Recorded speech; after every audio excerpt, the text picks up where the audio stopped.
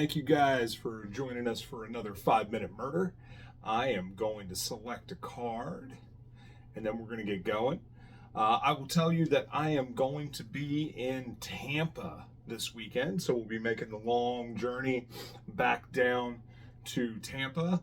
We'll be at the Tampa Convention Center for the World Oddities Expo. So continuing on the world tour, you guys know that last weekend I was in Pittsburgh, had a great time there, got to really connect with a bunch of people, see some old friends, as well as, meet a whole bunch of new people.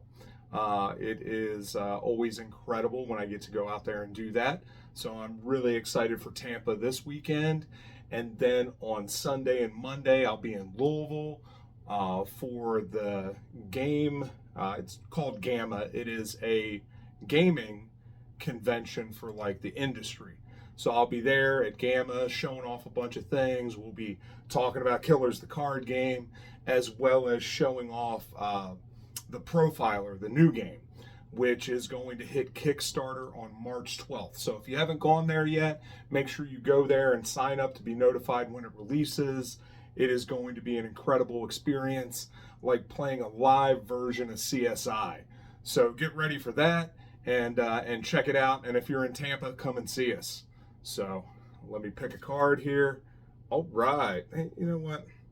We did the other counterpart to this not too long ago. So we're going to pick a different card. All right. This is a crazy case.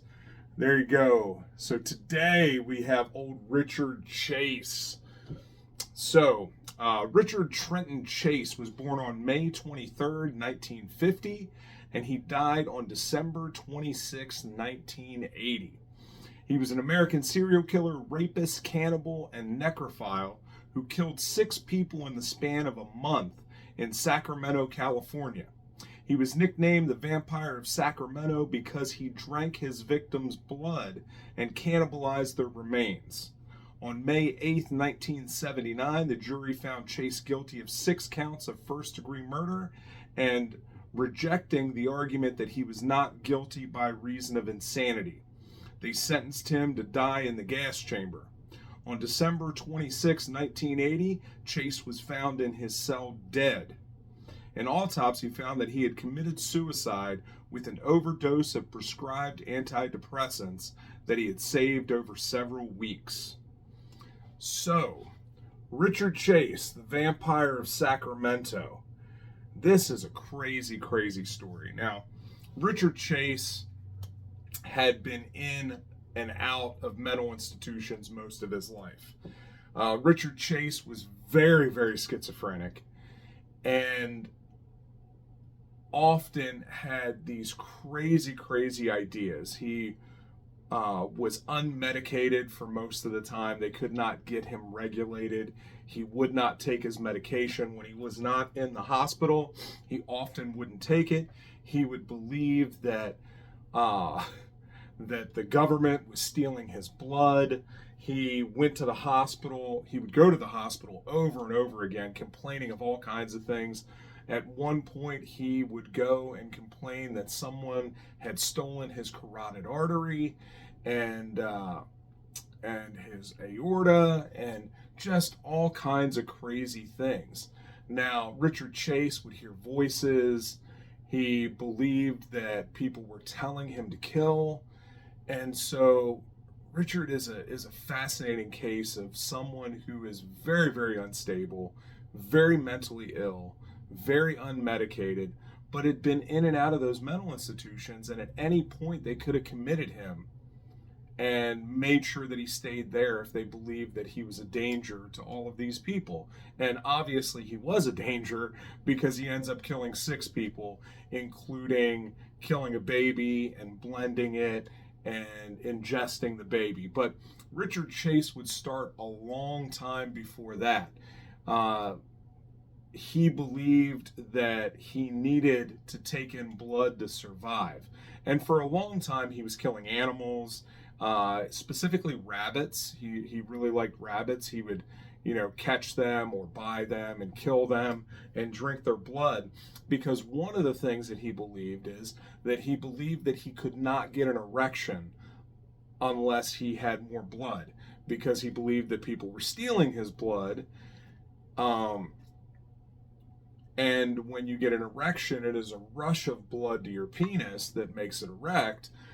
He believed that he didn't have enough blood to make that happen. And so he would have problems with performing with girlfriends and other people later on unless he drank the blood. So for a long time, he was trying animals out, and then he would move on eventually to humans. And, you know, there's a story of him going in and killing a woman, and there was nothing else around to drink the blood, so he grabs a Dixie cup. Now, talk about a crazy commercial for Dixie, right? Crazy, strung out Richard Chase, because Richard Chase also used a lot of drugs. Because he was unmedicated, he was often on drugs to try to stabilize himself. Lots of people with serious mental illness will, you know, self-medicate using heroin, using all manner of drugs to medicate themselves rather than taking the medicine that might actually help them deal with their issues and going to counseling and therapy to figure out strategies and understanding yourself better so that you know the signs when you're about ready to slip into some kind of manic state or depressive state, you know. So anyway, you know, Chase would then graduate on to killing humans and use that Dixie cup. And, you know, he goes and he does this to several people. You know, he's one of those people that, you know, he wouldn't really break into your house, but if your door was opened, he was coming in, right? And so just a wild, wild story of somebody who probably could have been helped if they would have had the programs, if they would have kept him committed and not continued to let him out to be in the public. It was clear that he was out of his mind most of the time. You know, he had roommates, right? He lived in an apartment. He had roommates that couldn't stand him because he wouldn't bathe. You know, he often had issues with eating. You know, he constantly talked about all the conspiracies, about the FBI coming and stealing his blood and turning his blood into powder and all kinds of stuff. He was, you know, one of these guys that, you know, you you wouldn't be surprised if you walked in and you saw him wearing a tinfoil hat, right? He believed that people were beaming in signals into his brain. And so you have somebody with all of these clear mental issues, but you can't get them the help that they need, right? Because Richard Chase needed to be institutionalized. He was not somebody that could be out on the street and be out with society without eventually hurting someone. Or there needed to be some serious regulation on his medication. And back then, they just did not have the programming, they did not have the money, they did not have the manpower to make that happen. And I don't know that we have that now, right? We've gotten better, we address some of those issues better, but often when we look at murder and violent crimes, we see this trend of there being all these different stages where you could stop it and help people before they get to the place where they actually kill somebody. But often it's very difficult because, number one, they don't want the help because they don't see anything as wrong. Number two, you know, we don't have the money to have the manpower to have people actually out there doing the work that's necessary. And three, they don't want to throw them into institutions because, again, it is expensive on the state, on the taxpayers that now have to pay for these people that are now housed in these facilities. So it is, you know, it's a very, very difficult thing, but we have to figure out something, because if we could get the programs in place, if we could get the monitoring in place, we might be able to prevent some of these people like Richard Chase, like many of the shooters and stuff that happen that are really struggling with real mental illness, that, you know, we might be able to get them to a place where that would never happen. You know, and of course, you know, there's a lot of factors in there. So, you know, I don't have all the answers. Other people don't all have all the answers. But, we all try to work towards this one goal in getting this help that people need and offering these programs that people may need, whether they choose to take it and accept it. What do we do? Because we can't we can't force people into programs. We can't deem people, I guess you can if they're really that off their rocker like Richard Chase was, but we can't just say, hey, you have depression issues, you have to spend 30 days in a facility. Like, we can't do that either. So I think it's really difficult. But this is a time where you guys can comment below and let me know, what do you think? What do you think that we can do as a society, as a people, to curb some of this stuff? When you have somebody that is clearly mentally ill, that needs the help, how do we get them that help? How do we provide those programs for them so that they don't have to eventually end up offending, whether that is sexual assault, whether that is victimizing other people, whether that is murdering other people? What can we do to curb some of that? And then even going further than that, what do we do when there's people that are dealing with maybe not necessarily mental illness, because Richard Chase is, a visionary killer, I guess, or a mission-oriented killer, and very unstable, not organized at all. But what happens when you have an organized killer, right? Somebody like Gacy or somebody like Bundy, right? What do you do to get them help?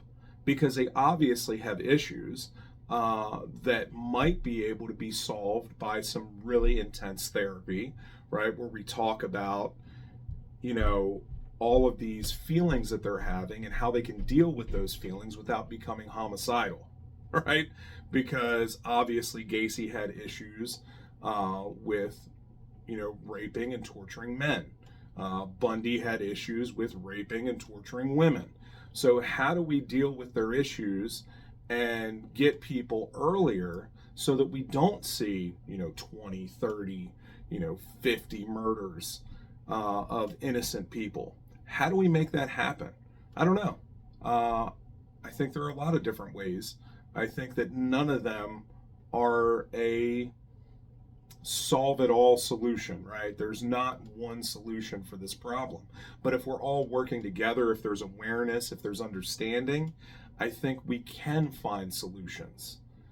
And maybe we all have to take a piece and put our efforts there and shed light on it so that we can come to better solutions, right?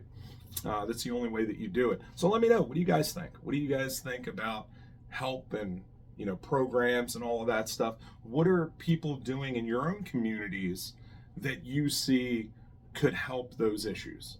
I don't know. Let me know. Thank you guys for joining us for another 5-minute murder, sort of 5 minutes. Come see me in Tampa this weekend, and I will talk to you soon. Have you ever wanted to be a detective, to investigate the crime scene and catch the criminal? Well, welcome to Death, New Mexico, a town just off the famous Route 666. Pretty quiet town until recently. There have been a string of murders.